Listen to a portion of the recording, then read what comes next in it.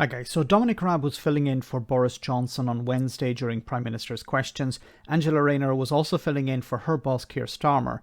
Now Raab was struggling during the entire session. He needed support from the Tory backbenchers, which he got, but instead of trying to convince the House that his party was in power, he was acting like an opposition MP, talking about what Labour were doing years ago. Now the Speaker of the House, Lindsay Hoyle, actually seemed to somewhat, not completely, but somewhat, grow a pair and call him out on this. Enjoy. Thank you, Mr. Speaker. The government benchers have a choice. They could accept Labour's plan to save working families hundreds of pounds on bills funded with a one-off levy on the soaring profits of big energy companies. So I ask the Deputy Prime Minister, is their only plan to keep on begging? Deputy Prime Minister. Well, can I just gently say to the Honourable Lady that when she was campaigning, as the rest of them were, to make the Honourable Member for Islington North Prime Minister, this Prime Minister was Foreign Secretary leading the response to the nerve agent attack. Hold on. I hate to say it, you can't keep going back for 12 years as a defensive mechanism. What we want to do, I'll decide, thank you.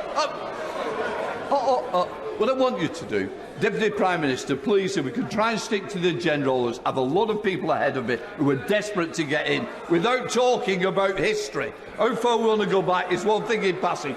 Deputy This is wonderful because, Dominic Raab, I don't think has a functioning brain because he creates his script and he just sticks to the script.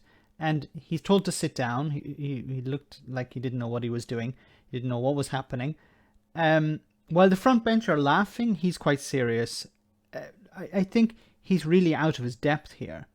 But the idea of, I'm going to start talking about Jeremy Corbyn. What she's talking about here, Angela Rayner raised the point about there's a cost of living crisis.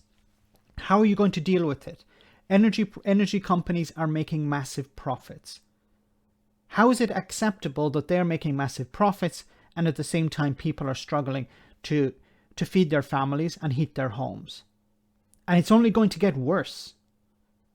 But let's see if Dominic Raab sticks to his script, or will he come up with something, a witty response?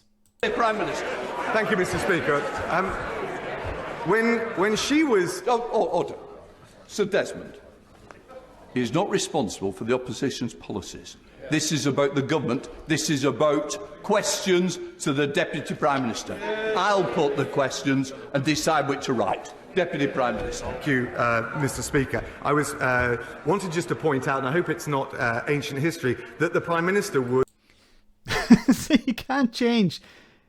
He has his script, and he's like, okay, I have to stick to the script. Whatever the Speaker of the House says, I'll stick to my script. He's not made for this type of debate in the House of Commons. At least Boris Johnson is able to come up with something on the spur of the moment. Dominic Raab is an empty suit. I have my criticisms, of course, for Johnson, but he's able to deal with these types of questions. Of course, he doesn't answer them. He doesn't respond to them in a respectful way, but he's able to listen and come up with something. Dominic Raab is really just Dominic Raab. Let me know in the comment section, guys, what you think about all of this. As always, your comments are greatly appreciated. Thanks a lot.